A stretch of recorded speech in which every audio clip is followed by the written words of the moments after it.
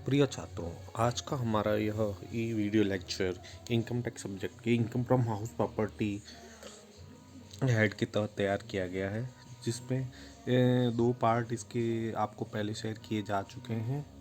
आज के इस थर्ड पार्ट में हम आपको बताएंगे डिटर्मिनेशन ऑफ एनुअल वैल्यू, वार्षिक मूल्य का निर्धारण। इनकम फ्रॉम हाउस प्रॉपर्टी की कैलकुलेशन करने का मुख्य आधार एनुअल वैल्यू होता है। एनुअल वैल्यू का निर्धारण इनकम टैक्स एक्ट के सेक्शन 23 के अनुसार दो पार्ट में किया जाता है। अगर मकान स्वयं के निवास में प्रयुक्त मकान का वार्षिक मूल्य और किराए पर उठाई गई संपत्ति का वार्षिक मूल्य। तो इसमें सबसे पहले आता है स्वयं के निवास में प्रयुक्त मकान का वार्षिक मूल्य कैसे निकालेंगे।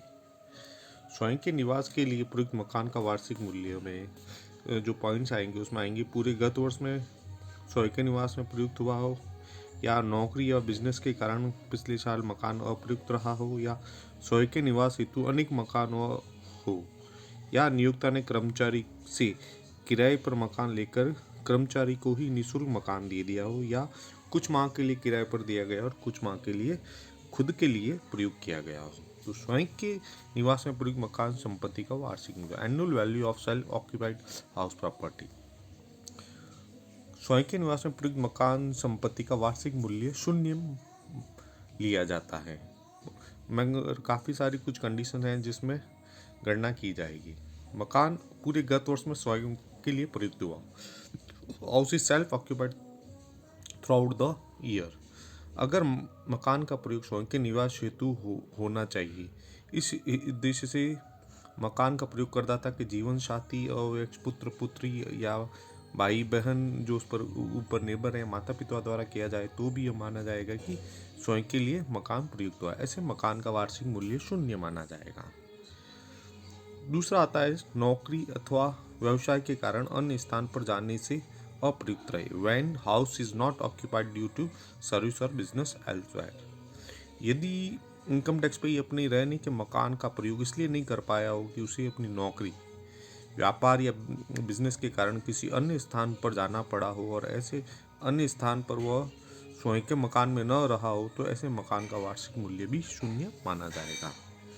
थर्ड आता है एक से अधिक मकानों का स्वयं के लिए निवास हेतु प्रयोग, when more than one house is self occupied। यदि इनकम टैक्स पे लास्ट ईयर गत वर्ष में एक से अधिक मकानों का उपयोग अपने स्वयं के निवास हेतु करता है, तो सभी मकानों में से किन्हीं दो मकान के लिए ही वार्षिक मूल्य शून्य लिया जाता। इसके लिए इनकम टैक्स पे अपनी इच्छा अनुसार स्वयं के निवास हेतु प्रयुक्त सभी मकानों में से किन्हीं दो मकानों का चयन कर सकता है। शेष सभी मकानों को किराए पर उठाया हुआ माना जाएगा और इन मकानों का वार्षिक मूल्य की गणना किराए पर उठाए गए मकान की तरह ही की जाएगी। इसमें फिर तीन कैटेगरी मकान का चयन कर योग्य आय के आधार पर होगा। कर योग्य आय की गणना करने के लिए एनुअल वैल्यू में से मिलने वाली कटौतियों जो होती है उनके बारे में आगे देखेंगे। अतः एक से अधिक मकानों को स्वयं के निवास हेतु प्रयोग होने पर श्रेष्ठ विकल्प के चयन करने के लिए आगे आपको बता देंगे।